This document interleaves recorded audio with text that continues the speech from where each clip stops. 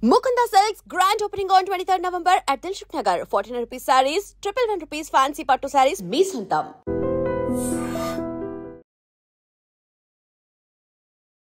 నమస్కారం, welcome to I dream media. నేను మీ సంగీత. ఇప్పుడు ఎంతో సెన్సేషనల్గా మారిన ఐబొమ్మ రవి విషయమైనా లేదు అంటే ఇలాంటి సైట్స్ అన్నీ కూడా హ్యాక్ అవుతున్న సందర్భంలో అసలు లీగల్గా ఎలాంటి చర్యలు ఉంటాయి? రవి బయటకు వస్తాడా రాడా, లేదంటే అతనికి పనిష్మెంట్ ఉంటుందా? అసలు దీనిపైన పూర్తిగా ఇన్ఫర్మేషన్ మనకు అందించడం కోసము హైకోర్టు అడ్వకేట్ నాగూర్ బాబు గారు మనతో ఉన్నారు. ఒక్కసారి సార్తో మాట్లాడదాం. నమస్కారం సార్. నమస్తే అండి. సార్, ఫస్ట్ ఆఫ్ ఆల్ మీ ఒపీనియన్ ఏంటి సార్? రవి ఐబొమ్మ ఫౌండర్ రవి ఎవరైతే ఉన్నారో చాలామంది అతన్ని దేవుడిగా కొలుస్తున్నారు. అసలు మధ్య తరగతికి సంబంధించిన దేవుడు, అతను బయటకు వస్తే పాలాభిషేకాలు అంటున్నారు, ఏదేదో అంటున్నారు, రాబిన్ హుడ్తో పోలుస్తున్నారు. ఫస్ట్ ఆఫ్ ఆల్ మీ ఒపీనియన్ ఏంటి సార్ యాజ్ ఏ అడ్వకేట్గా? ప్రజలందరికీ ఫ్రీగా అలవాటు అయిపోయాం కదా. మన ఇండియాలో ఎలా తయారైందంటే సిస్టమ్, ఫ్రీగా ఏదన్నా ఇచ్చేసేస్తే వాళ్ళని దేవుళ్ళుగానో లేకపోతే మాకు మంచి చేస్తున్నారు అన్న ఒపీనియన్ ఫామ్ అవుతుంది. ఆ మనోభావాలను అడ్డుపెట్టుకునే ఇలాంటి డిజిటల్ క్రైమ్స్ జరుగుతూ ఉన్నాయి. ఇప్పుడు రవి అనే వ్యక్తి ఎలా డిజిటల్ క్రైమ్ చేశాడు, సైబర్ క్రైమ్స్ ఎలా చేశాడు అనేది ప్రజలకి అర్థం చేసుకోలేని సిచ్యువేషన్స్లో ఉన్నారు. వాళ్ళు ఎంతసేపు నాకు ఫ్రీగా ఒకటి మూవీ చూపిస్తున్నారు అన్న ఆలోచనలోనే ఉన్నారు. కానీ అసలు ఈ మూవీ తను చూపిస్తున్నాడు అని అంటే దాని వెనక ఎంత కష్టం ఉంది, ఎన్ని కోట్ల రూపాయల ఇన్వెస్ట్మెంట్ ఉంది, దాన్ని ఆ సైట్స్లో అప్లోడ్ చేయడం ద్వారా ఎన్ని కోట్లు తను సంపాదిస్తున్నాడు, అండ్ ఇండియా నుంచి తను కరేబియన్ దీవులకి వెళ్ళిపోయి అక్కడి నుండి ఆపరేట్ చేస్తూ ఇన్కమ్ ఎర్న్ చేస్తూ మన గవర్నమెంట్ వెబ్సైట్స్ని కూడా హ్యాక్ చేస్తున్నాడు అని అంటే ఆ స్థాయిలో ఉన్నప్పుడు గవర్నమెంట్ వెబ్సైట్లో మీకు సంబంధించిన డేటా, నాకు సంబంధించిన డేటా, ప్రజలందరికీ సంబంధించిన డేటా ఉంది. అతను ఇండియాకి వచ్చాడు కాబట్టి పట్టుకోగలిగారు. కానీ కరేబియన్ దీవులకి మన పోలీసులు వెళ్ళి పట్టుకొని వచ్చే అంత స్థితి ఉంటుందా? ఉండదు. సో ప్రజలు అర్థం చేసుకోవాల్సింది ఏంటంటే ఇక్కడ మెయిన్గా డిజిటల్ క్రైమ్స్ అనేవి చాలా ఈజీ అయిపోయినాయి ఈ రోజుల్లో. ఒకప్పుడు ఇంటికి వెళ్ళి దొంగతనాలు చేసేవాళ్ళు, ఈరోజు అలా లేదు. చేతిలో ఒక మొబైల్ ఫోను, ఒక నెట్వర్క్, ఒక సర్వర్ ఉంటే సింపుల్గా ఒక లింక్ పంపిస్తున్నారు, హ్యాక్ చేస్తున్నారు, బ్యాంక్ అకౌంట్స్లోంచి మీకు సంబంధించిన లక్షల రూపాయలు కట్ అయిపోతూ ఉన్నాయి. అలాంటి డిజిటల్ క్రైమ్స్ జరిగే ఏరాలో ఉన్నప్పుడు దాన్ని అప్రిషియేషన్గా మీరు తీసుకుంటే ఇంకా డిజిటల్ క్రైమ్ చేసేటువంటి నేరస్తులు ఇంకా పెరిగిపోతూ ఉంటారు. రేపు దానివల్ల నష్టపోయేది అల్టిమేట్గా ప్రజలే. ఓకే, అది గ్రహించట్లే కదా సార్. ఏమంటున్నారంటే ప్రొడ్యూసర్స్ మా దగ్గర నుంచి దోచుకుంటున్నారు కాబట్టి మా దగ్గర నుంచి ఒక్క రూపాయి కూడా తీసుకోకుండా రవి అనే వ్యక్తి మాకు మూవీస్ అందించాడు, మేము ఫ్యామిలీతో సహా మూవీ చూడడం జరిగింది, అతని తప్పేముంది, మాకు ఎలాంటి అన్యాయం జరగలేదు కదా ఇక్కడ, ఈ లెక్కన చూసేసుకుంటే ప్రొడ్యూసర్సే దొంగలు అన్నట్టుగా ప్రజల యొక్క వాదన వినిపిస్తూ వస్తున్నారు. దీనిపైన లీగల్గా ఎట్లా చూస్తారంటారు? ప్రొడ్యూసర్స్ని దొంగలు అని మనం ఎలా అంటామండి? జనాల వాదన అదే. వాళ్ళు ఒక 100 కోట్లు పెట్టి, లేకపోతే ఒక చిన్న సినిమా అయినా సరే 10 కోట్లు పెట్టి ఒక మూవీ తీస్తున్నారు. ఆ మూవీ తీసిన తర్వాత మూవీని మార్కెటింగ్ చేసుకోవడం కోసం వాళ్ళు థియేటర్స్లో రిలీజ్ చేస్తున్నారు, ఓటీటీలో రిలీజ్ చేస్తూనే ఉన్నారు. ఇప్పుడు దీన్నే ఒక కామన్ మ్యాన్కి అప్లై చేస్తే ఒక చిన్న కెమెరా తోటి షూట్ చేసుకుంటూ యూట్యూబ్లో కంటెంట్ పెడుతూ ఉన్నారు. మరి పక్క ఛానల్లో అదే కంటెంట్ అంత హార్డ్ ఎర్నింగ్ తోటి అతను ఒక 1 డే అంతా కష్టపడి ఒక షార్ట్ ఫిలిం తీసి తను సొసైటీకి చూపించాలనుకుంటే ఒక 10 మంది వచ్చేసేసి దాన్ని యూట్యూబ్లో అప్లోడ్ చేస్తే ఎందుకు కాపీరైట్ స్ట్రైక్స్ వేస్తున్నారు? ఎందుకు వేస్తున్నారు అంటే మీ దాకా వస్తే కానీ నొప్పి తెలియట్లేదు అనమాట.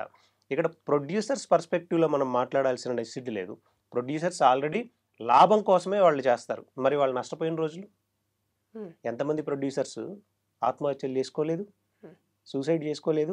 అన్ని సినిమాలు నిజంగా కోట్ల రూపాయల లాభాలు వస్తూ ఉన్నాయా? ఎన్ని చిన్న సినిమాలు ఈరోజు నష్టపోతూ ఉన్నాయి? మరి దాని గురించి ఆలోచించాలని నెసిటీ లేదా? అండ్ టికెట్ ప్రైజెస్ పెంచుతూ ఉన్నారు, మాకు ఫ్రీగా చూపిస్తూ ఉన్నారు. ఫ్రీగా చూపించడం అనే కాన్సెప్ట్ని అడ్డు పెట్టుకొని కోట్ల రూపాయలు సంపాదిస్తూ ఉన్నాడు. అంటే అదొక మనకు వినిపిస్తున్న పదం మాత్రమే, కానీ ప్రూఫ్స్తో సహా పోలీసులు మనకి ఇప్పటివరకు కూడా చూపించలేదు కదా సార్. జస్ట్ ఇన్ని కోట్ల రూపాయలు నష్టం జరిగింది, ఆన్లైన్ అంటే గేమ్స్ కానీ బెట్టింగ్ యాప్స్ కానివ్వండి, లేకపోతే అలాంటివన్నీ కూడా ఆ సైట్లలో దాని వల్లనే ఎర్న్ చేస్తున్నాడు అని చెప్పేసి ఒక ప్రెస్ మీట్ పెట్టి దాంట్లో మెన్షన్ చేయడం అనేది జరిగింది. దానికి తగ్గట్టుగా ప్రూఫ్స్ ఉన్నాయా పోలీసుల దగ్గర? ప్రూఫ్స్ ఎవరికి? ప్రజలకు చూపించాలా, కోర్టుకు చూపించాలా? కోర్టులో చూపిస్తే సరిపోతుంది కదా. కానీ ఇంత వాదనలు వినిపిస్తున్నాయి కదా సార్. అంటే బేసిక్గా ఒక పర్సన్ కోసం చాలా మంది లక్షల్లో జనాలందరూ నిల్చొని చెయ్యలేదు, సరే మీ దగ్గర ప్రూఫ్స్ ఏమున్నాయి అని అడిగినప్పుడు అంతే ప్రెస్ మీట్ పెట్టేసి ఇలా ఉంది అని ఒక మాట చెప్పడానికి కుదరదంటారు. ఒక్కసారి ఒక మూవీ రూల్స్ కానీ లేకపోతే ఇలాంటి ఐబొమ్మ కానీ వెబ్సైట్ ఓపెన్ చేస్తే ఆల్మోస్ట్ 3-4 డైరెక్షన్స్ తీసుకొని వెళ్తుంది. దానిలో లింక్స్ ఓపెన్ అవుతూ ఉంటాయి. దానిలో బెట్టింగ్కి సంబంధించిన యాడ్స్ కొన్ని డిస్ప్లే అవుతూ ఉంటాయి. బెట్టింగ్ యాప్స్ని ఎంటైర్ తెలంగాణలో, ఆంధ్రప్రదేశ్లో బ్యాన్ చేశారు. బ్యాన్ చేసినా కానీ వాటిల్లో అక్కడక్కడ డిస్ప్లే అవటం వల్ల తనకి అమౌంట్ అనేది జనరేట్ అవుతూ ఉంటుంది. యాడ్స్ వస్తూ ఉంటాయి. యాడ్స్ ద్వారా అమౌంట్ జనరేట్ అవుతూ ఉంది. ఎవరో తీసిన కష్టాన్ని నువ్వు వెబ్సైట్లో పెట్టుకొని వాటి మీద బెట్టింగ్ యాడ్స్ రన్ చేస్తూ బెట్టింగ్ కంపెనీస్ తోటి అసోసియేట్ అయిపోయి, మరి ఇది ఎవిడెన్స్ కాదా? క్లియర్గా ప్రజలకు కనబడట్లేదా? మీ పిల్లోడే మూవీ రూల్స్లో ఒక మూవీ చూస్తున్నాడు, ఒక యాడ్ వచ్చింది, మీరు ఆడండి, దీంతో కోట్ల రూపాయలు గెలుచుకోవచ్చు, లేదా లక్షల రూపాయల బోనస్, లేకపోతే 300-1500 బోనస్ అని వచ్చింది. అరే 1500 బోనస్ అన్నారు కదా అని ఇన్వెస్ట్ చేసి ఆడతారు. ఎన్ని ఆత్మహత్యలు జరిగినాయండి 2 తెలుగు రాష్ట్రాల్లో? ఎవరు కారణం దీనికి? మరి దాని ద్వారా అతనికి ఇన్కమ్ జనరేట్ అవుతుందా లేదా?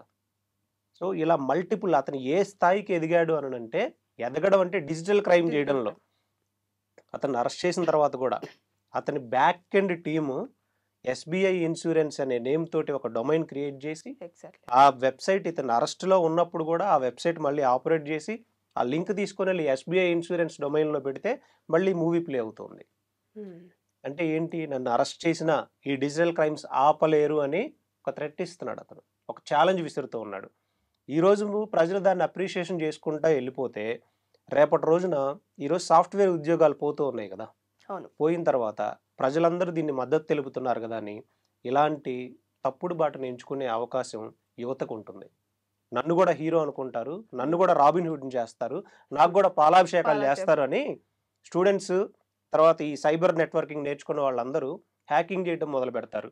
ఈజీ మనీకి అలవాటు పడిపోయి లింక్స్ పంపించేసి ప్రజలను దోచుకోవడం అలవాటు పడిపోతారు. పట్టుకోవడానికి వీలు లేకుండా ఇలాగే పక్క దేశాలకు వెళ్ళి దాక్కుంటూ ఉంటారు. సార్, ఇప్పుడు పక్క దేశాలకు అన్నారు కాబట్టి, ఇప్పుడు కరేబియన్ దీవులలో మొత్తం డొమైన్స్ అన్ని రన్ చేస్తున్నప్పుడు ఇక్కడ రన్ చేస్తున్నట్టుగా ఎలాంటి ఆధారం లేకపోయినా కూడా అరెస్ట్ చేయడానికి ఛాన్స్ ఉంటుందా sir? World wide web website అనేది ఇండియా ప్రపంచంలో ఎక్కడి నుంచైనా ఆపరేట్ చేసుకోవచ్చు. కరేబియన్ దీవులకి వెళ్ళాడు అని అంటే ఇండియా నుంచి దొరకకుండా ఉండడం కోసం మాత్రమే వెళ్ళాడు, పర్పస్ఫుల్లీ వెళ్ళాడు. అలా అనుకుంటే దావూద్ ఇబ్రహీం మనకి బాంబేలో బాంబ్ బ్లాస్ట్ చేశాడు, పాకిస్తాన్ పారిపోయాడు. ఇప్పుడు పాకిస్తానో లేకపోతే దుబాయో ఇంకో కంట్రీలో ఉంటున్నాడు, అక్కడ సిటిజన్షిప్ తీసుకున్నాడు. ఏదో ఒక పని మీద సీక్రెట్ సమావేశాల కోసం ఇండియాకి వచ్చాడు. ఇప్పుడు పోలీసులు అతనికి ఇండియన్ సిటిజన్షిప్ లేదు, ఫారెన్ సిటిజన్షిప్ ఉంది కాబట్టి మనం అక్కడ పర్మిషన్స్ అన్నీ తీసుకొని అరెస్ట్ చేయాలి అని అనుకుంటే దేశ భద్రతకి ఇంకేమన్నా ఆ వర్డ్కి డెఫినేషన్ ఏమన్నా ఉంటుందా? ఇది కూడా అంతే కదా. ఇది దేశ భద్రత కాదా? మీ డేటా, నా డేటా, ప్రజలందరి డేటా, ప్రభుత్వ వెబ్సైట్స్కి సంబంధించిన డేటా అంతా చోరీ చేసి డిజిటల్గా అతని దగ్గర పొజిషన్లో పెట్టుకొని ఇండియన్ సిటిజన్షిప్నే వదులుకొని కరేబియన్ దీవెన్ సిటిజన్ 80 లక్షలు పెట్టి తీసుకొని అక్కడ ఉంటున్నాడు అనంటే అతను కేవలం ఇప్పుడు చేస్తుంది డబ్బు కోసమేగా. బెట్టింగ్ యాప్స్ ద్వారా వీటి ద్వారా వచ్చే డబ్బు కోసమేగా. రేపు ఒక పెద్ద సంస్థ వస్తుంది, వచ్చి మీ దగ్గర ఉన్న ఇండియన్ యూజర్స్ డేటా అంతా మాకు ఇస్తే కొన్ని కోట్ల రూపాయలు ఇస్తామని కొన్ని ఆర్గనైజేషన్స్ అప్రోచ్ అవుతాయి. అవి మేబీ టెర్రరిస్ట్ ఆర్గనైజేషన్స్ కూడా అవ్వచ్చు. సో డేటా మిస్యూజ్ చేసే అవకాశం ఉందా లేదా? కొన్ని MNC కంపెనీస్ వస్తాయి, మీ ఇండియన్ యూజర్ డేటా అంతా మాకు ఇవ్వండి అని. కొన్ని బెట్టింగ్ కంపెనీస్ వస్తాయి, ఎవరెవరైతే చిన్నపిల్లలు, యూత్ ఎవరైతే చూస్తున్నారో ఏజ్ ఇస్తారు కదా, వాళ్ళు ఆ డేటా అంతా ఇవ్వండి. ఎవరు స్టూడెంట్స్ ఉన్నారో వాళ్ళ డేటా అంతా ఇవ్వండి. ఈరోజు అంతా డేటాని మార్కెట్లో అమ్మేసిస్తూ ఉన్నారు. డిజిటల్ క్రైమ్స్ పెరిగిపోతూ ఉన్నాయి. ఇలాంటి అవకాశాలు చాలా ఎక్కువగా ఉన్నాయి కాబట్టి మనం కరేబియన్ దీవుల్లో నుంచి ఆపరేట్ చేస్తున్నాడు, మనం ఇండియా వచ్చిన తర్వాత మనం ప్రోటోకాల్ ఫాలో అవ్వాలి అని అంటే ఈలోపు తప్పించుకొని కూడా వెళ్ళిపోతాడు. అంటే ఇప్పుడు ఒక పర్సన్ని అరెస్ట్ చేయాలి అంటే ఒక ప్రాసెస్ ఉంటుంది సార్. తను అక్కడ ఎయిర్పోర్ట్లో దిగగానే మేము టేక్ ఓవర్ చేసుకున్నాము, అతన్ని అరెస్ట్ చేయడం జరిగింది అని చెప్పేసి అంటే దాంతోపాటు కొన్ని ప్రూఫ్స్ కూడా చూపించారు. అంటే ల్యాప్టాప్స్ కానివ్వండి, కొన్ని ATM కార్డ్స్ కానివ్వండి, తను యూజ్ చేసినవన్నీ, అవన్నీ ఎక్కడో నివసిస్తున్న అతను అవన్నీ పట్టుకొని వచ్చి ఉంటుంటారా? ఇక్కడ నుంచి వెళ్ళిపోయి కూడా చాలా ఇయర్స్ అవుతుంది అని చెప్పేసి అంటున్నారు. పోలీసులు డ్యూ ప్రాసెస్ ఫాలో అవటంలో అక్కడక్కడ కొన్ని తప్పిదాలు చేస్తూనే ఉంటారు. ప్రతి క్రైమ్లో కూడా తప్పిదాలు అంటే వాళ్ళ మీద ఉన్నటువంటి ప్రెజర్ అయ్యి ఉండొచ్చు. ఈ కేసులో ఎలా అయినా సరే అతన్ని పట్టుకోవాలనే ఉద్దేశమైనా ఉండొచ్చు. కానీ అతను అని ఇంటెన్షనల్గా వీళ్ళ దగ్గర ఇన్ఫర్మేషన్ ఉన్నప్పుడు లుకౌట్ సర్క్యులర్ ఇష్యూ చేస్తారు, ఓకే ఎల్ఓసి. ఓకే ఎల్ఓసి ఎలా ఉంటుంది అని అంటే, ఎవరైనా సరే ఇతర దేశం వెళ్ళిపోతే ఎల్ఓసి ఇచ్చేది ప్రతి ఎయిర్పోర్ట్కి కూడా ఇన్ఫర్మేషన్ ఉంటుంది. ఇన్ఫర్మేషన్ అతను వచ్చిన వెంటనే ఎయిర్పోర్ట్లోనే ఫస్ట్ పోలీసులు అరెస్ట్ చేసి కన్సర్న్ పోలీస్ స్టేషన్కి ఇన్ఫర్మేషన్ ఇచ్చేస్తారు. ఈవెన్ ఈరోజు 498A కేసెస్లో ఇక్కడి నుంచి అమ్మాయిని మోసం చేసి పెళ్లి చేసుకొని అక్కడికి పారిపోతారు. ఇక్కడ కేసు పెట్టిన తర్వాత రాడు, సమన్స్ ఇచ్చినా రాడు, ఏం చేస్తారండి, ఎల్ఓసి ఇష్యూ చేస్తారు. ఎల్ఓసి ఇష్యూ చేసిన ఎయిర్పోర్ట్లో అరెస్ట్ చేసేస్తారు. ఇది కామన్ ప్రాసెస్. చేసిన తర్వాత ఇప్పుడు మనకి ఎవిడెన్స్ అనేది కావాలి. అతను ఇండియాలో ఉన్నాడుగా, ఇదే కుక్కట్పల్లిలో రెయిన్బో విస్టాస్లో ఉంటున్నాడుగా, అతనికి ఉన్న ఇన్ఫర్మేషన్ ఇక్కడున్న ఎక్కడో ఒక చోట స్టోర్ చేసి అయితే ఉంటాడుగా. డెఫినెట్గా ఆ ఇన్ఫర్మేషన్ కోసం అతన్ని తీసుకొని వెళ్ళైనా ఉండొచ్చు, లేకపోతే వాళ్ళ ఇన్వెస్టిగేషన్ ప్రాసెస్ మనం అనుకున్నంత ట్రాన్స్పరెంట్గా ఏమీ ఉండదు. వాళ్ళు చేయాల్సిన వేళ ఇన్వెస్టిగేషన్ చేసి ఎవిడెన్సెస్ అన్ని ముందు పెడతారు. ఇప్పుడు తనని అరెస్ట్ చేయడానికి కూడా పోలీసు వాళ్ళు చెప్పేది ఏంటంటే, కేవలము ఐబొమ్మ అనే ఒక సైట్ నేమ్ వల్లనే మేము అతన్ని ఎలా ట్రాప్ చేయాలి ఏంటిది అని చెప్పేసి మేమే ఒక టీం ఫామ్ అయిపోయి మేము అతన్ని క్యాచ్ చేయడం జరిగింది అని అంటారు. కానీ బయటకు వస్తున్న వాదన ఏంటంటే, ఇన్నర్గా వాళ్ళ వైఫ్ వల్ల ఉన్న కొన్ని డిస్టర్బెన్సెస్ వల్ల వాళ్ళ వైఫ్ ఇన్ఫర్మేషన్ ఇస్తేనే ఇక్కడ అరెస్ట్ చేయడం జరిగింది అంటున్నారు. ఈ రెండింటిలో కూడా కొంచెం కన్ఫ్యూజన్ ఉంటుంది. మీకున్న ఇన్ఫర్మేషన్ ఏంటి సార్? నాకు ఎలాంటి ఇన్ఫర్మేషన్ లేదండి. వైఫ్ ఇచ్చారా లేకపోతే పోలీసులకు ఇన్ఫర్మేషన్ ఉండి చేస్తారనేది పర్టికులర్గా వాళ్ళ టీంలో నుంచి వినిపిస్తే బాగుంటుంది. కానీ ఆల్రెడీ సజ్జనార్ గారు ప్రెస్ మీట్లో చెప్పారు, ఇలాంటి రూమర్స్ వచ్చినప్పుడు లేదు మా టీం వర్క్ చేసి మేము ఇన్ఫర్మేషన్ తీసుకున్నాం, సోషల్ మీడియాలో సర్క్యులేట్ అయ్యన్నీ కూడా ఫాల్స్ ఎలిగేషన్స్, మాకు ఎలాంటి ఇన్ఫార్మర్ అవసరం లేదు, మా టీం చాలా స్ట్రాంగ్ గా పనిచేస్తుంది అని ఆయన చెప్పేశారు దానికి ఆన్సర్. అంటే లేని ఒక పర్సన్ ని ఇందులో ఇన్వాల్వ్ చేస్తున్నారు కాబట్టి నేను ఈ క్వశ్చన్ అడిగాను సార్. అంటే ఆవిడ చెప్పిందా లేదా అన్నది మనకు తెలియదు. పోలీసులు చాలా క్లియర్ గా కూడా చెప్పడం జరిగింది, జస్ట్ మాకు మేమే తెలుసుకొని ఇన్ఫర్మేషన్ అంతా ఇవన్నీ ఊహాగానాలు చాలా ఊహించుకుంటూ ఉంటారు. వాస్తవం ఒకటి ఉంటుంది, బయటకు వచ్చేసరికి దాన్ని 100 రకాలుగా మార్చేస్తూ ఉంటారు. సో దాని మీద మనం రిలే అవ్వాల్సిన నెసిటీ అయితే లేదు. రైట్. ఇప్పుడు సార్ ఇంతమంది జనాలు ఇతనికి సపోర్ట్గా నిలుస్తున్నారు కాబట్టి ఎప్పుడైతే కోర్టు దగ్గరికి వస్తుందో ఈ మేజర్ రోల్ ఏది ప్లే చేస్తారు సార్? అంటే జనాలు ఎక్కువగా ఒపీనియన్ పాజిటివ్గా ఉంది కాబట్టి దాని మీద డిపెండ్ అయ్యి ఉంటుందా కేసు? లేదు అనుకుంటే ఏ విధంగానైతే ఫార్మేట్ ఉంటుందో అదే విధంగా వెళ్తుందంటారా? జనాల ఒపీనియన్ మీద కోర్టులు జడ్జిమెంట్లు అయితే ఇవ్వండి. కోర్టుకు కావాల్సింది క్రెడిబుల్ ఎవిడెన్స్. చార్జ్ షీట్లో ఏం మెన్షన్ చేశారు, ఏం ఎవిడెన్స్ ఉన్నాయి, తర్వాత పోలీస్ ప్రొసీజర్లో కూడా డ్యూ ప్రాసెస్లో లోపాలు ఉన్నప్పుడు కూడా వాళ్ళకి బెయిల్స్ వచ్చిన కేసెస్ ఉన్నాయి, క్వాష్ అయిన కేసెస్ కూడా ఉన్నాయి.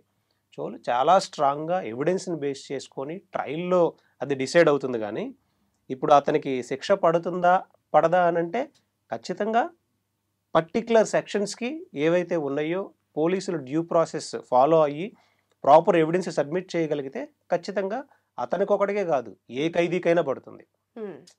ఎగ్జంప్షన్ కాదు కదా, అతని కోసం ఇప్పుడు సపరేట్గా ప్రజలందరూ కోరుకుంటున్నారని చట్టానికి ఇమీడియట్గా మార్చేయలేరు. అతని కోసం సపరేట్ చట్టాలు లేవు. అతనికి కామన్ మ్యాన్కి ఇండియాలో ఒకే చట్టాలు ఉన్నాయి, ప్రతి ఒక్కరికి ఒకే చట్టం ఉంది. కాబట్టి అదే డ్యూ ప్రాసెస్ ప్రకారం ఫాలో అవుతూ అదేలా అతనికి అప్లికబుల్ అవుతుంది. పర్టికులర్ సెక్షన్ ప్రకారం అది 66D అయి ఉండొచ్చు, 111 ఆర్గనైజర్ అయి ఉండొచ్చు, దానికి సంబంధించిన ఎవిడెన్స్ పోలీస్ ప్రొడ్యూస్ చేయగలిగితే డెఫినెట్గా అతను కన్విక్ట్ అయ్యే ఛాన్సెస్ ఉన్నాయి. లేదు డ్యూ ప్రాసెస్ ఫాలో అవ్వలేదు, ఎవిడెన్స్ సబ్మిషన్స్లో మన లీగల్ ఆర్గ్యుమెంట్స్ మనం తీసుకున్నప్పుడు డ్యూ ప్రాసెస్ ఫాలో అవ్వలేదు, ఎవిడెన్స్ ఇలాంటివి లేవు, ఈ సెక్షన్స్ అసలు అప్లికబులే కాదు అని సుప్రీంకోర్టు దాకా వెళ్ళినప్పుడు లేదా హైకోర్ట్స్లో ప్రూవ్ చేయగలిగినప్పుడు అతనికి కొంత రెమెడీ అనేది వస్తుంది. ఇప్పుడు అలా అని ఉరితీయలేం కదా అతన్ని. అతనికి ఏ అఫెన్స్ అయితే చేశాడో దానికి సంబంధించిన సెక్షన్కి సంబంధించిన పనిష్మెంట్ మాత్రమే పడే ఛాన్సెస్ ఉన్నాయి. ఓకే. అతన్ని అరెస్ట్ చేసిన వెంటనే ప్రొడ్యూసర్స్లలో ఒక పర్సన్ సి కళ్యాణ్ గారు అని చెప్పేసి అతను ఏదో పెద్ద టెర్రరిస్ట్ లాగా డిజైన్ చేసేసుకొని ఎన్కౌంటర్ చేసేయాలి, ఎవరు పోలీసులైనా లేదు అనుకుంటా మా ఫిలిం వాళ్ళే చేస్తారు అన్నట్టుగా మాట్లాడారు. దాన్ని కోర్టు కన్సిడర్ చేస్తుందంటారా ఈ విషయంలో? ఎందుకు చేస్తుంది? కోర్టు కాదు, పోలీసులే కన్సిడర్ చేయరు. ఎవరైనా దొరికిన వెంటనే ప్రతి ఒక్కళ్ళు దొరికిన వెంటనే ఏదైనా నిందితుడు దొరికిన వెంటనే ఉరిదీయాలని ప్రతి కామన్ మ్యాన్ మాట్లాడుతూనే ఉంటాడు. ఇంకా ఫిలిం ఇండస్ట్రీ నష్టపోయినారు కాబట్టి ఈ సి కళ్యాణ్ అయితే ఇంకొంచెం అగ్రెసివ్గా మాట్లాడుండొచ్చు. ఆయన చెప్పాడని ఇప్పుడు ఎంటైర్ డిపార్ట్మెంట్ మొత్తం వెళ్ళి అతను తీసుకెళ్లి చేసేస్తారా ఎన్కౌంటర్స్? ఎన్కౌంటర్ చేసేంత క్రైమ్ అందులో ఏమైనా ఉందా? సైబర్ క్రైమ్ మహా అయితే కొన్ని ఫైన్ పడే ఛాన్సెస్ ఉన్నాయి. లేదు అని అంటే 3 years ప్రూవ్ అయితే 3 years పనిష్మెంట్ పడే ఛాన్స్ ఉంది. లేదు అని అంటే దాంతోపాటు ఫైన్ వేసే ఛాన్సెస్ ఉన్నాయి. లేదు 311 ఆర్గనైజర్ క్రైమ్ కూడా అనుకుంటే అది ప్రూవ్ అయితే అసలు ఇది ఐటీ లాకి ఈ 311 ఆర్గనైజర్ క్రైమ్ అప్లికబుల్ అవుతుంది అని ఎస్టాబ్లిష్ చేయగలిగి ఎవిడెన్స్తో పాటు సబ్మిట్ చేయగలిగితే పనిష్మెంట్ పడుతుంది. కానీ సి కళ్యాణ్ చెప్పాడనో లేదా చిరంజీవి గారు చెప్పారనో లేకపోతే ఇంకెవరో XYZ చెప్పారనో అయితే ఎన్కౌంటర్లు చేయరు.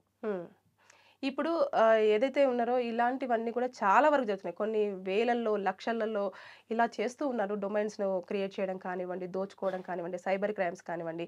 ఇలా జరుగుతున్నప్పుడు దీని మీద ఇంత ఫోకస్ చేశారు కదా! మరి గతంలో కూడా చాలా వరకు జరిగాయి. చాలా మంది కూడా చనిపోవడం జరిగింది. మరి ఎందుకని అంత సీరియస్‌గా తీసుకోలేదు పోలీసులు? ఈ యొక్క విషయాన్ని ఎందుకని సీరియస్‌గా తీసుకోవడం జరిగింది? ఇప్పుడు ఎమ్మడి రవి అనే వ్యక్తిని అరెస్ట్ చేసినంత మాత్రాన పైరసీ అనేది కంప్లీట్‌గా ఆగిపోయిందా? లేదు సార్. లేదు. సరే, ఎవరినో ఒక రేపిస్ట్ని అరెస్ట్ చేసినంత మాత్రాన ఇండియాలో రేప్ కేసెస్ తగ్గిపోయినాయా? లేదు. ఒక 498 కేసులో ఒక కన్విక్షన్ పడిన తర్వాత ఒక వ్యక్తికి హెరాస్మెంట్లు తగ్గినాయా? ఒక దొంగను అరెస్ట్ చేసిన తర్వాత దొంగతనాలన్నీ ఆగిపోతున్నాయా? లేదు. ఈ డిజిటల్ క్రైమ్స్ కూడా అంతే. ఎమ్మడి రవిని అరెస్ట్ చేసినంత మాత్రాన మిగతా డిజిటల్ క్రైమ్స్ అన్నీ ఆగవు. ఇట్స్ ఎగ్జాంపుల్ అంతే. ఒక కేసులా ఒక ఎగ్జాంపుల్గా మాత్రమే ఇతను మిగిలిపోతాడు. ఇంత నెట్వర్కింగ్ తోటి పక్క దేశాలకు వెళ్ళి కోట్ల రూపాయలు తను ఎర్నింగ్ చేస్తూ తన ఐడెంటిటీని మార్చుకొని ఇన్ని చేసినా సరే పోలీసులు అరెస్ట్ చేశారు, ఇండియాకి వస్తే అరెస్ట్ చేస్తారని ఒక కేసు ఎగ్జాంపుల్ అవుతాడే కానీ దానివల్ల అంటే ఇది కక్షపూరితమైన అరెస్ట్ అని చెప్పొచ్చా? లేదు అనుకుంటే సిస్టమింగ్‌లో ఉన్న విధంగానే అరెస్ట్ అయిందని అనుకోవచ్చా? అంటే దమ్ముంటే పట్టుకోండి అన్న ఒక స్టేట్మెంట్ ఇవ్వడం వల్ల దీన్ని ఈగోగా తీసుకొని అరెస్ట్ చేశారంటారా? ఎక్కువ కాన్సంట్రేషన్ చేసి ఇంత పెద్ద ప్రెస్ మీట్ పెట్టేసి మేము ఒక పర్సన్‌ని పట్టుకున్నాము అని చెప్పేసి దాని మీద ఇటు పలువురు ప్రముఖులు కానివ్వండి, అదేవిధంగా డిపార్ట్మెంట్ కానివ్వండి మాట్లాడడం జరిగింది. ఇది ఎలాంటి అరెస్ట్ అనుకోవచ్చు? ఈగోయిస్టిక్ మీద దెబ్బ కొట్టడం వల్ల జరిగిన అరెస్టా? లేదు అంటే ప్రాపర్‌గా జరిగిన ఒక పోలీస్ ఆఫీసర్కే కాదు, ప్రతి మనిషికి ఈగో ఉంటుంది. మిమ్మల్ని ఒక మాట అన్నారనుకోండి, డెఫినెట్గా దానికి రియాక్షన్ అనేది ఉంటుంది. అదేవిధంగా ఒక దొంగ సైబర్ క్రైమ్స్ చేసేటువంటి వ్యక్తి ఇండియన్ గవర్నమెంట్కి సంబంధించిన వెబ్సైట్స్ని హ్యాక్ చేశానని చెప్తూ మీరు నన్ను ఆపలేరు, మీరు నన్ను పట్టుకోలేరు, అవసరమైతే మీకు సంబంధించిన డేటా కూడా నా దగ్గర ఉంది, హ్యాక్ చేస్తా అని చెప్తే దాన్ని ఛాలెంజ్గా తీసుకొని అతన్ని ఒక నెల రోజుల్లోనో అంతేనా అంతే నెల రోజుల్లో అరెస్ట్ చేయగలిగారంటే దాన్ని అప్రిషియేట్ చేయాల్సింది పోయి మనం ఇంకా దాన్ని కక్ష ఎందుకు ఉండిద్దండి? కక్ష ఆయనకి ఎంటైర్ డిపార్ట్మెంట్కి ఏమైనా ఆస్తి తగాదాలు ఏమైనా ఉన్నాయా? మరి ఏం లేనప్పుడు ఎందుకు? ఇది ప్రజలకే మంచి చేసినట్టు. ఇంకా రేపొద్దున ఇప్పుడు ఓకే మూవీస్ వరకు ఆగింది, రేపే బ్యాంకింగ్ వెబ్సైట్స్నో లేకపోతే మన యూజర్ ఐడికి సంబంధించిన వెబ్సైట్స్నో హ్యాక్ చేసి పక్క దేశాలకు అమ్మేసేసుకున్నాడంటే నష్టపోయేది ప్రజలే. దాన్ని ఇప్పటి వరకు ఆపగలిగారు. బట్ కాకపోతే ఈ డార్క్ వెబ్సైట్ అని ఉంటుంది. డార్క్ వెబ్సైట్లో కొన్ని లక్షల మంది హ్యాకర్స్ ఉంటారు. బట్ వాళ్ళు ప్యాకేజెస్ మీద వర్క్ చేస్తూ ఉంటారు. ఆ ప్యాకేజెస్ మీద ఇంకా ఎన్ని డిజిటల్ క్రైమ్స్ జరగబోతున్నాయి అనే దాని మీద ఈ కేసుని ఇన్వెస్టిగేషన్ చేసి దాన్ని డిజిటల్ క్రైమ్స్ ఆపడం కోసం గవర్నమెంట్ ఏదైనా చర్యలు తీసుకోవాల్సిన బాధ్యత ఉందన్నమాట. ఓకే సార్, ఇప్పుడు పోలీస్ వారు ఏదైతే చెప్పారో ప్రతి ఒక్క ఎవిడెన్స్ కంపల్సరీగా కోర్టులో ప్రొడ్యూస్ చేయాల్సి ఉంటుందా సార్? అంటే వారు ఏదైతే మెన్షన్ చేస్తున్నారో ఇన్ని కోట్ల రూపాయలు అన్నారు, తర్వాత నెక్స్ట్ ఇన్ని డొమైన్స్ అన్నారు, ఇవన్నీ కూడా విత్ ప్రూఫ్స్తో సబ్మిట్ చేస్తేనే అతను ఇలా సైట్స్ని హ్యాక్ చేశాడు, ఇలా జరిగింది, ఇలా యాప్స్ త్రూ మనీ సంపాదించాడు అని చెప్పేసి అనేది ప్రూవ్ అవుతుందంటారా? డెఫినెట్గా సర్వర్స్ అనేవి ఉంటాయి, IP అడ్రస్లు ఉంటాయి, ఇతను అప్లోడ్ చేసిన మూవీస్ అన్నీ ఉన్నాయి. దానిలో బెట్టింగ్ యాప్స్ ద్వారా ఎంత రెవెన్యూ జనరేట్ అవుతుంది, ఇతని అకౌంట్స్కి డాలర్స్ రూపంలో పడుతుందా, లేదా ఇంకా డీప్గా ఇన్వెస్టిగేషన్ చేస్తే డిజిటల్ క్రైమ్ చేసేటువంటి ప్రతి వ్యక్తి బ్యాంక్ అకౌంట్లో డబ్బులు ఉంచుకోడు. ఫస్ట్ ఉంచుకుంటారా? అది కామన్ సెన్స్. ఎవరు ఉంచుకోరు. క్రిప్టో కరెన్సీలో ఉంటుంది. అది కూడా ఎవరో మల్టిపుల్ నేమ్స్ మీద ఒక ఐడి తీసుకొని వాళ్ళు కరెన్సీని కూడా డిజిటల్ రూపంలో సెక్యూర్ చేసుకొని ఉంటారు. డిజిటల్ కరెన్సీ బ్యాంక్ అకౌంట్లో ఉంటే ఈజీ. ఎంతసేపు ఈరోజు ఏదైనా చిన్న క్రైమ్ జరిగింది అని అంటే 1000 రూపాయలు పక్కోడి అకౌంట్లో పడినా సరే మన సైబర్ క్రైమ్స్ అకౌంట్ ఫ్రీజ్ చేసేస్తున్నారు. దాన్ని మళ్ళీ రిలీజ్ చేసుకోవడం కోసం హైకోర్టుకు వెళ్ళి లేకపోతే దానికి 1 సంవత్సర కాలం వీళ్ళంతా ఎలా రిలీజ్ చేసుకోవాలి కూడా తెలియక అలా వదిలేసిన అకౌంట్లు చాలా ఉన్నాయి. మరి ఇంత ఆర్గనైజర్గా డిజిటల్ క్రైమ్ చేసే వ్యక్తి అకౌంట్స్లో ఉంచుకుంటాడా? మీరు 100 అకౌంట్స్ కాదు ఇంకో 200 అకౌంట్స్ పెట్టండి, దానిలో ఏమీ ఉండవు. అవన్నీ డమ్మీ అకౌంట్స్ మాత్రమే. ఇదంతా క్రిప్టో కరెన్సీలో బిట్ కాయిన్స్ రూపంలో, బినాన్స్ ఇలాంటి కాయిన్స్ రూపంలో ఉంటూ ఉంటాయి. ఓకే, ఇప్పుడు ఈ వర్క్ ఏదైతే ఉందో ఐబొమ్మ కానివ్వండి, బప్పం కానివ్వండి, ఈ దానికంతా కూడా టీమ్ వైజ్గా వర్క్ చేస్తున్నారు. కానీ ఇప్పుడు ఒక పర్సన్ని చూపించేసి అతని మీదనే మొత్తం ఇతనే చేశాడు అన్నట్టుగా కూడా ప్రొజెక్ట్ అవుతుంది ఇక్కడ. సో మిగతా టీం వాళ్ళందరూ కూడా తప్పు చేశారు కదా, వారు వాళ్ళపైన ఎందుకు దృష్టి ఇప్పటి వరకు పెట్టలేదు అన్నట్టుగా కొన్ని వాదనలు వినిపిస్తున్నాయి. దీన్ని ఎలా ఇప్పుడు కోర్టు దీన్ని కూడా పరిగణలోకి తీసుకొని ప్రజెంట్ చేయమంటుందా? ఇన్వెస్టిగేషన్లో ఏం జరుగుతుంది అనేది కన్సర్న్డ్ పోలీస్ ఆఫీసర్కి అతనికి తప్ప బయట మాట్లాడుకునే మన రూమర్స్ స్పెక్యులేట్ చేసే ఎవరికి తెలియదు. ఓకే. ఇన్వెస్టిగేషన్ రూమ్లో తనే ఉంటాడు, తను ఏం చెప్తున్నాడు అనే దాన్ని బేసిస్ మీద నడుస్తుంది. ఇప్పుడు కస్టడీ పిటిషన్ వేశారు, మళ్ళీ రిమాండ్ పెట్టిన తర్వాత కస్టడీ తీసుకున్నారు, 5 days తీసుకున్నారు. ఈ 5 days కస్టడీలో ఇప్పుడు మీకు వచ్చిన డౌట్స్ పోలీసుల దగ్గర ఇంకా చాలా ఉంటాయి. దీని నెట్వర్కింగ్లో ఎవరెవరు ఇన్వాల్వ్ అయ్యి ఉన్నారు, ఏ కంట్రీస్లో ఉన్నారు, నీకు ఈ డొమైన్ క్రియేట్ చేయడానికి ఎవరు హెల్ప్ చేస్తూ ఉన్నారు, నువ్వు పోలీస్ స్టేషన్లో ఉన్నా కానీ ఇంకా ఇవి ఎలా ఆపరేట్ అవుతున్నాయి, ఈ కోణంలో మనకే ఒక కామన్ మ్యాన్కి డౌట్ వచ్చినప్పుడు వాళ్ళకి ఈ డౌట్స్ అన్ని రావా? ఇన్వెస్టిగేషన్ ఎలా చేస్తారో ఒక ఐడియా ఉంటుంది కదా మనకి. ఎంటైర్ క్వశ్చనర్ పెట్టుకుంటారు, ఆ క్వశ్చనర్ వరకు ఓకే నీకు ఎవరు హెల్ప్ చేస్తూ ఉన్నారు, ఈ నెంబర్ ఏంటి, ఈ వాట్సాప్ చాట్ ఏంటి, నువ్వు ఎలా పర్చేస్ చేసావు, ఎలా అప్లోడ్ చేస్తున్నావు, ఈ ప్రాసెస్లో మిగతా వాళ్ళు బయటకు వస్తారు. ఓకే తెలిసినా కానీ ఇన్ కేస్ వాళ్ళు ఫారెన్లో ఉన్నారనుకోండి, ఇప్పుడు మరి రేవంత్ రెడ్డి గారు ఇమీడియట్గా వీళ్ళకి ఫ్లైట్ టికెట్స్ వేసి వెళ్ళి అరెస్ట్ చేసుకోండి పంపిస్తారా? పాసిబిలిటీ ఉందా? మనం పాసిబిలిటీస్ మాట్లాడుకుందాం. లేదు కదా. మళ్ళీ వాళ్ళ ఇన్ఫర్మేషన్ కాన్ఫిడెన్షియల్గా ఉంచుతారు, కాన్ఫిడెన్షియల్గా ఉంచి వాళ్ళకి ఒక ట్రాప్ వేస్తారు. ఆ ట్రాప్లో వాళ్ళు పడ్డప్పుడు లేదా ఇండియా వచ్చే మూమెంట్స్ ఏమైనా ఉన్నాయో, లేదా వాళ్ళ సర్కిల్లో లేదా ఇంటెలిజెన్స్ని వాళ్ళని అప్రోచ్ అయ్యే విధంగా పెట్టో వాళ్ళ మీద ఒక నిఘా పెట్టి ఇండియా వచ్చినప్పుడు LOC అవన్నీ ఇష్యూ చేస్తారు. ఇష్యూ చేసిన తర్వాత అరెస్ట్ చేస్తారు. అసలు వాళ్ళు ఇండియన్సే కాదు, వాళ్ళు ఫారెన్లోనే పర్మనెంట్ రెసిడెంట్స్ అని అనుకోండి, ఏం చేయలేం. ఎందుకు ఇక్కడి నుంచి విజయమాల్యా వెళ్ళిపోయాడు, అరెస్ట్ చేయగలిగారా? అలా చాలామంది వెళ్ళిపోయారు, అరెస్ట్ చేయగలిగారా? అది ఫెసిలిటీ, వాళ్ళకి ఉన్న ఫెసిలిటీని యూజ్ చేసుకుంటూ ఉన్నారు. ఇమ్మడి రవి వాడి కర్మకాలి ఇండియాకి వచ్చాడు అంతే. సార్ ఇప్పుడు మనం చూసేసుకుంటే ఏదైతే కోర్టులు ఉన్నాయో గతంలో కూడా ఒక పెద్ద పొలిటికల్ లీడర్ కూడా మెన్షన్ చేశారు, టికెట్ రేట్స్ పెంచకుండా, బెనిఫిషరీ షోస్ ప్లే చేయకుండా, నైట్ షోస్ కానివ్వండి, ఫ్రీ షోస్ కానివ్వండి, ఇలాంటివన్నీ ఏమీ లేకుండా నేను జాగ్రత్తలు తీసుకుంటాను, ప్రజల పక్షాన నిలబడతాను అని చెప్పిన తర్వాత కోర్టు కూడా దానికి సమ్మతించింది. తర్వాత నెక్స్ట్ అది అయిన ఒక్క వారం రోజుల్లోనే నెక్స్ట్ ఫిల్మ్కి మళ్ళీ బెనిఫిషరీ షోకి పర్మిషన్ ఇవ్వడం జరిగింది. అంటే ఇక్కడ లూప్ హోల్స్ ఏమున్నాయంటారు? అంటే కోర్టు పరంగా కానివ్వండి, ఇటు సిస్టమ్ పరంగా కానివ్వండి. కోర్టు పరంగా లూప్ హోల్స్ ఉండవండి, కోర్టు పరంగా ఉండవు. సిస్టమ్ పరంగా అంటే పొలిటీషియన్స్ ఇచ్చే మాటలకి లీగల్ శాంటిటీ ఉండదు. ఎలక్షన్కి ముందు కొన్ని లక్షల హామీలు ఇస్తారు, వచ్చిన తర్వాత లీగల్గా మీరు ఇంప్లిమెంట్ చేయాల్సిందే అని పీక మీద కత్తి పెట్టినట్టు కోర్టు ఆర్డర్ ఇవ్వగలదా? లేదు, ఉండదు. పొలిటీషియన్ అనేది తన అవసరం కోసం ఈరోజు నేను ఆపుతాను అని అంటాడు, రేపు నేను పెంచుతాను అని అంటాడు. డెమోక్రటిక్ కంట్రీలో ప్రజలు ఓటు వేయటం ద్వారా దాన్ని మార్చుకుంటున్నారు కాబట్టే ఇంతమంది లీడర్స్ మారుతూ ఉన్నారు. సేమ్ అదే విధంగా ఇప్పుడు ఇతను హామీలు ఇస్తున్నాడు, నష్టపోతున్నారు అనుకోండి, మళ్ళీ అతన్ని దించేసి వేరే వాళ్ళని ఎక్కిస్తారు. ఓకే. ఈ పైరసీ అనేది ఇప్పటి నుంచి కాదు సార్, గతంలో ఎప్పటి నుంచో, అంటే పాతకాలం నుంచి అప్పుడు బుక్స్ రాసేవాళ్ళు, లేదు అంటే కథలు చెప్పేవాళ్ళు, వాటిని కూడా వాళ్ళు కొంచెం అక్కడ నుంచి థెఫ్ట్ చేసేసి ఇక్కడ తీసుకొని వాళ్ళు మళ్ళీ ప్లే చేసేవాళ్ళు అనేది, అది పైరసీ అనేది ఎప్పటి నుంచో ఉంది. దీని మీద ఇప్పటికి కూడా చట్టాలు ఎందుకు స్ట్రాంగ్ అవ్వలేకపోతున్నాయి అంటారు?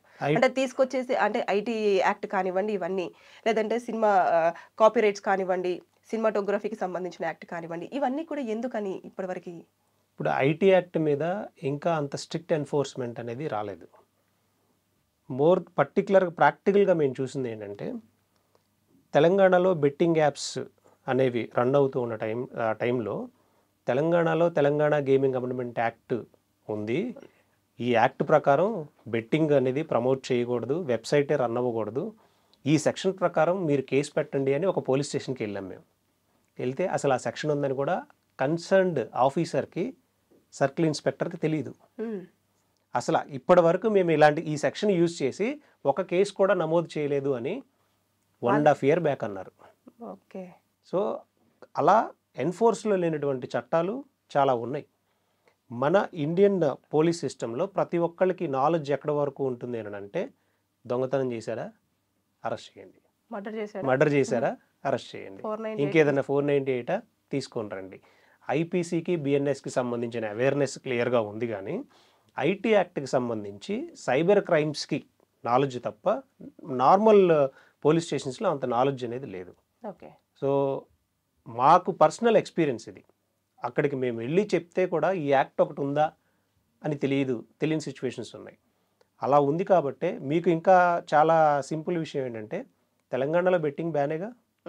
ఓకే, ఇక్కడ IPLలో ఇలాంటివి జరుగుతూ ఉంటాయి స్టేడియంలో, మరి అప్పుడు బెట్టింగ్కి సంబంధించిన యాడ్స్ వేస్తూ ఉంటారు. మనం ఏదైతే బ్యాన్ అంటున్నామో అదే యాడ్ వేస్తారు. మరి ఏం చేయాలి? IPLని బ్యాన్ చేయాలి మనం? మరి బ్యాన్ కదా, చేయాలి కదా. సరే, దాంతోపాటు హైదరాబాద్ మెట్రో ఉందా, మెట్రో మీద బెట్టింగ్ యాడ్స్ చేశారు, దాని మీద పబ్లిక్ ఇంట్రెస్ట్ లిటిగేషన్ ఫైల్ చేసాం. ఫైల్ చేసింది నేనే. కామన్ మ్యాన్ మీద మీరు బెట్టింగ్ యాడ్స్కి సంబంధించి మీరు యాక్షన్ తీసుకున్నారు ప్రమోట్ చేసినందుకు. Why metro exempted? ఎందుకు మెట్రో ఎగ్జెంప్టెడ్ అయింది? దానిలో ఉన్న బోర్డ్ ఆఫ్ డైరెక్టర్స్ ఎవరు? ఇదే డీజీపీ బోర్డ్ ఆఫ్ డైరెక్టర్, ఇదే ఎన్విఎస్ రెడ్డి మెట్రో ఎండి ఐఏఎస్లు, ఇదే జిహెచ్ఎంసీ కమిషనర్స్, వీళ్ళంతా డైరెక్టర్స్. మరి వీళ్ళు చేసింది తప్పు అయినప్పుడు వాళ్ళు చేసింది కూడా తప్పే కదా. ఈక్వాలిటీ బిఫోర్ లా ఎక్కడ ఉంది అని పబ్లిక్ ఇంట్రెస్ట్ లిటిగేషన్ ఇప్పుడు స్టిల్ పెండింగ్లో ఉంది.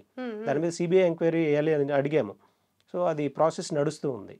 సో కాబట్టి కొంత అవేర్నెస్ అనేది డిపార్ట్మెంటల్ పరంగా లోపం ఉంది. అండ్ చట్టాల గురించి ప్రజల్లో అవేర్నెస్ క్రియేట్ చేయాల్సిన బాధ్యత ప్రభుత్వం మీద ఉంది. ఎందుకు ఈరోజు మనం ఒక మూవీకి వెళ్ళాం, ధూమపానం మద్యపానం ఆరోగ్యానికి హానికరం అంటారుగా, వేస్తున్నారు కదా. సేమ్ అలాగే బెట్టింగ్ ఆడినా, బెట్టింగ్ వెబ్సైట్స్ యూజ్ చేసిన, బెట్టింగ్ వెబ్సైట్స్ ఎవరైనా రన్ చేసినా నేరం అని వేయండి, అవేర్నెస్ క్రియేట్ చేయండి కాలేజెస్లో. అసలు ఆ వెబ్సైటే మన ఇండియాలో కానీ తెలంగాణలో ఓపెన్ అవ్వకుండా చేయండి. ఇప్పుడు ఈ ఐబొమ్మ వెబ్సైట్ని లేదా ఇంకా ఆ సబ్ డొమైన్స్ని గూగుల్తో కమ్యూనికేట్ చేసి వాళ్ళు కోఆపరేట్ చేయకపోతే అవసరమైతే సుప్రీంకోర్టు దాకా వెళ్ళి ఇండియన్ గవర్నమెంట్ బ్లాక్ చేయలేదా? Straight question. చేయలేదా? చేయగలదు, కానీ ఎందుకని స్టెప్ తీసుకోవట్లేదు? ఎందుకు చేయట్లేదు అని అంటే ఆటోమేటిక్గా దాని ద్వారా ఎంతోమంది లాభం పొందుతూ ఉన్నారు. ఈ బెట్టింగ్ అనేది పూర్తిగా ఆగిపోతూ ఉంటుంది. సో ఆటోమేటిక్గా ఈ బెట్టింగ్ వెనక పెద్ద పెద్ద రాజకీయ నాయకుల హస్తం కూడా ఉండే ఛాన్స్ ఉంది. ఎందుకంటే మనీ లాండరింగ్ అనేది ఇలాంటి వెబ్సైట్స్ ద్వారానే జరుగుతుంది ఈజీగా. ఒకప్పుడు ఏంటంటే స్విస్ బ్యాంకుల్లో అకౌంట్స్ ఓపెన్ చేశారని చెప్పేవాళ్ళు కదా, ఇప్పుడు అలా లేదు. కోట్ల రూపాయల ట్రాన్సాక్షన్స్ అన్ని ఈ డమ్మీ కంపెనీస్ ఓపెన్ చేసేసేసి ఫారెన్కి ఈజీగా తీసుకెళ్ళిపోతున్నారు. ఇప్పుడు దీన్ని అంతా సెట్ చేయాలి అని అంటే అసలు ఇప్పటివరకు ఒక తెలంగాణలో ఒక డొమైన్ చూపించండి, ఒక పోర్టల్ చూపించండి.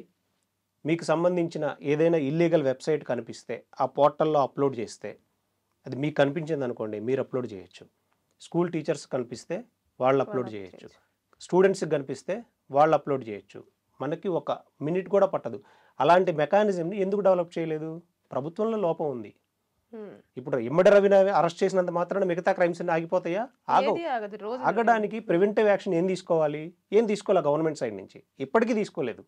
కేవలం అరెస్ట్ని చూపించేసి ఒక ప్రెస్ మీట్ పెట్టేసేసి ఒక నలుగురు సెలబ్రిటీస్తో కూర్చొని మాట్లాడేసి వస్తున్నారు. కానీ ప్రివెంటివ్ యాక్షన్ ఏం తీసుకోవాలి అన్న డిస్కషన్ నడిచిందా?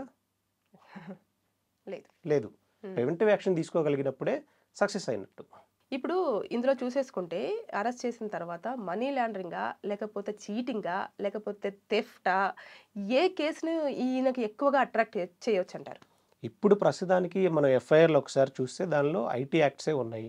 దాంతోపాటు ఒక ఎఫ్ఐఆర్లో మాత్రం 111 ఆర్గనైజ్డ్ క్రైమ్ అనేది ఒకటి కనిపిస్తూ ఉంది. దాంతోపాటు మూవీస్కి సంబంధించిన సెంట్రల్ యాక్ట్ ఏవో 2 పెట్టినట్టున్నారు, అవే ఉన్నాయి. ఇవన్నీ కూడా వాళ్ళు ప్రూవ్ చేయగలిగి ఎవిడెన్స్ అడ్మిట్ చేయగలిగి దాని మీద ట్రయల్ ఒక 2 years 3 years ఒక 4 years జరిగి కన్విక్షన్ పడిన రోజున చూద్దాం ఎంత పడుతుంది అనేది. అంతేగాని ఇప్పుడు అతనికి most probably within 45 days bail మీద వచ్చేస్తారు.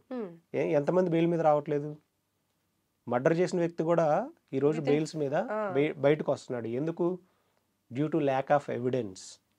ప్రొసీజర్ ఫాలో అవ్వలేదని, ఇంటెన్షనల్గా తనని ఇరికించారని లేదు. ఈరోజు ప్రతి కోర్టుకు వచ్చే ప్రతి బెయిల్ అప్లికేషన్లో ఒకటి చెప్తారు, అతనే ఫ్యామిలీకి ఎర్నింగ్ పర్సన్ అని, ఇంకెవరూ లేరని, తెలియక జరిగిపోయిందని, ఎనీ కండిషన్ బెయిల్ ఇవ్వండి మేము ట్రయల్కి కోఆపరేట్ చేస్తాము, ఇన్వెస్టిగేషన్ కోఆపరేట్ చేస్తామని బెయిల్స్ ఇవ్వట్లేదు ఆ కోర్టులు, ఇస్తూ ఉన్నాయి కదా. అలాగే ఇమ్మడి రవికి కూడా బెయిల్ అనేది వస్తుంది, బయటకు వస్తాడు, ట్రయల్ జరుగుతుంది. ట్రయల్లో అతను మళ్ళీ ఇండియా నుంచి పారిపోకుండా దాన్ని ప్రాపర్గా చేసుకోగలిగితే కన్విక్షన్ అనేది పడుతుంది.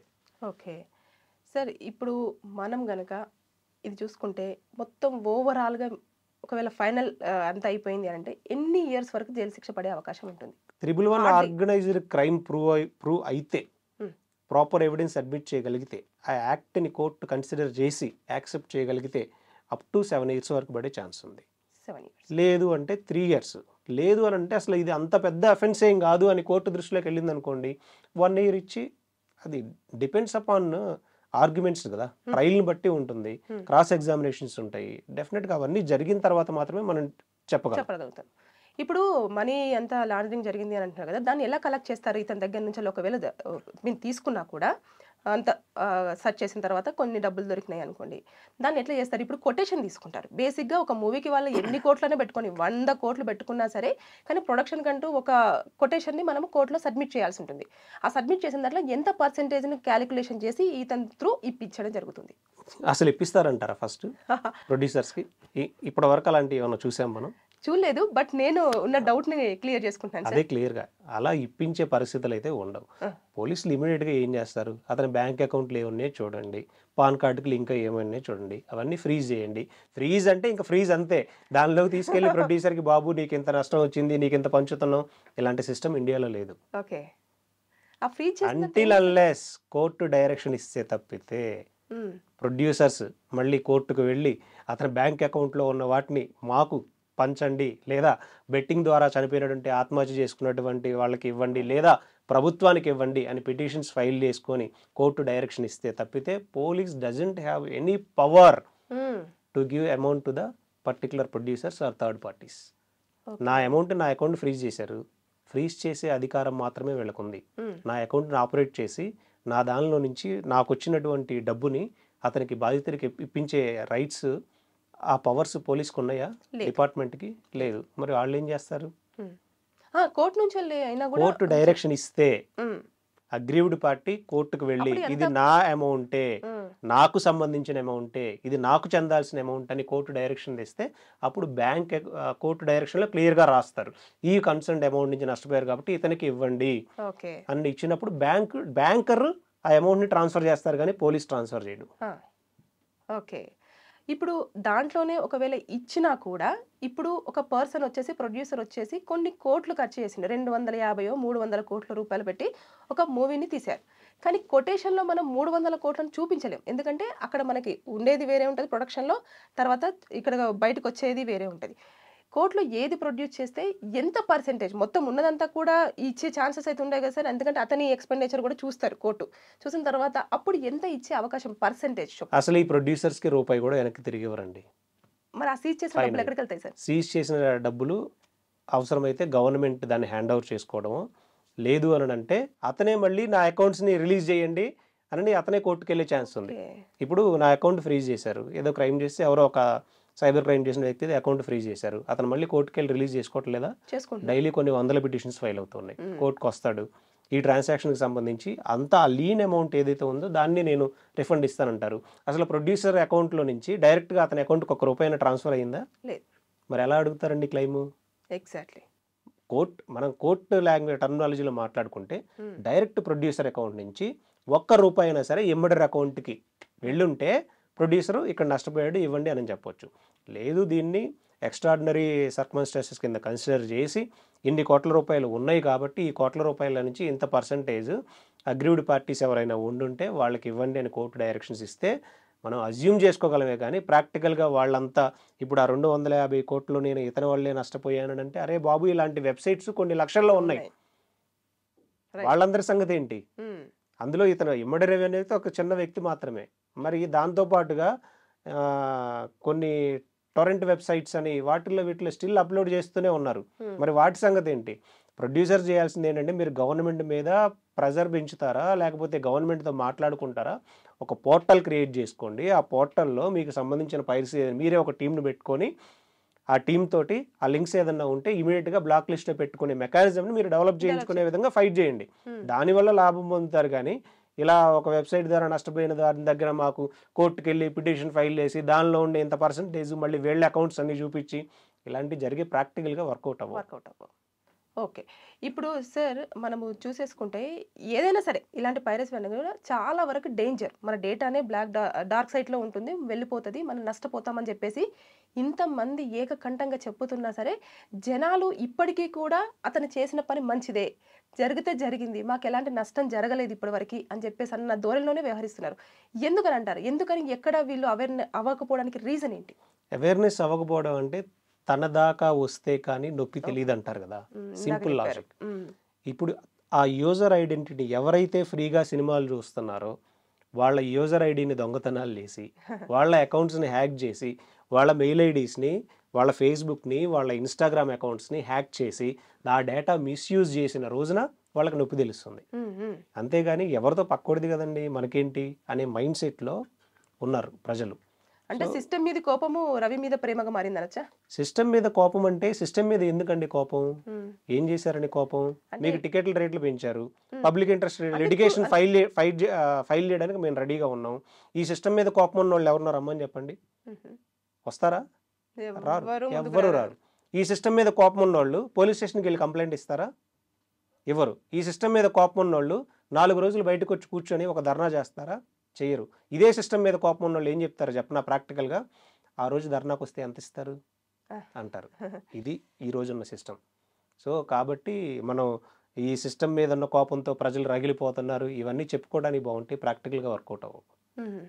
అంటే ఏదేమైనా సరే కానీ ఇప్పుడైతే అతనికి ఒకవేళ అన్ని ప్రూవ్ అయితే 7 years మ్యాక్సిమం, లేదు అనుకుంటే హ్యాపీగా బెయిల్ మీద బయటకు వచ్చేసి అతని పని అతను చేసేసి. బెయిల్ అనేది మనకున్న కాన్స్టిట్యూషనల్ రైట్. అది ఆ రైట్ ని ఎవరు కాదనలేరు.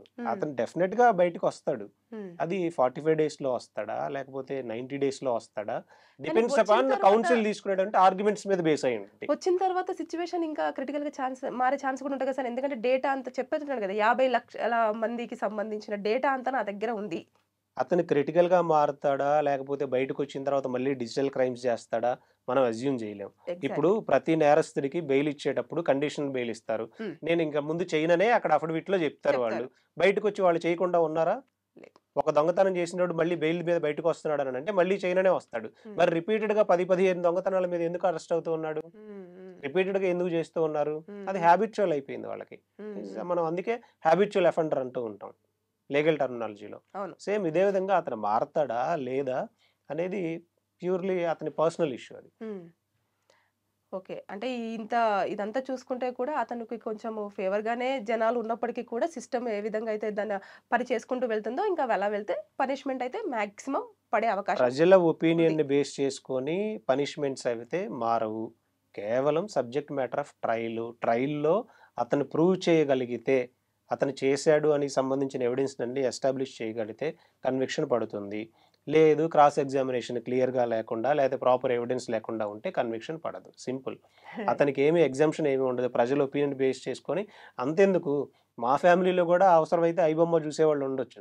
అదే డిపార్ట్మెంట్లో నేను మొన్న ఒక పోలీస్ స్టేషన్కి వెళ్తే ఒక కన్సర్న్డ్ SHO చెప్తూ ఉన్నారు, మేము కూడా అదే దానిలో చూసేవాళ్ళం ఐబొమ్మలో. ఏం చెప్తాం మనం దానికి? ఫ్రీగా వస్తుంది, ఎందుకు సబ్స్క్రిప్షన్ తీసుకోవాలి? ఫ్రీగా ఆల్టర్నేట్ ఉన్నప్పుడు మనం చూసుకోవచ్చు అని. ఏం చూడరా, ఇప్పుడు మనం ఇన్ని మాట్లాడుకుంటా ఉన్నాం, మనకు ఫ్రీనా లేకపోతే 99 రూపీస్ సబ్స్క్రిప్షన్ అంటే విచ్ విల్ యూ ప్రిఫర్? ఫ్రీనే ప్రిఫర్ చేస్తారు. That's Indian mind set. So దాన్ని మనం ఆ మైండ్ సెట్ తోటి మనం కోర్టులు ఆలోచించావు కదా. Exactly. Thank you, sir. Yeah, thank you so much. And for more videos, please subscribe to iDream. Please subscribe to iDream. Please subscribe iDream. And please subscribe to iDream. For more videos, subscribe to iDream. please like, share and subscribe to the channel. Congratulations, iDream. Subscribe to iDream. Subscribe to iDream. So subscribe to iDream Media.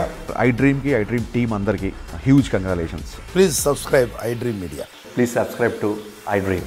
Subscribe iDream. Please subscribe to iDream. iDream అంటే నా కళల channel subscribe చేసుకున్న నోరు తిరుగుతలేదు, మీరైతే గంట గుర్తు కొట్టండి. For more such videos, please subscribe to iDream. Subscribe to iDream. Please subscribe to iDream. Please subscribe iDream Media. Please do subscribe to iDream. Please subscribe to iDream Media. For best entertainment and information, please subscribe iDream. And don't forget to subscribe to iDream.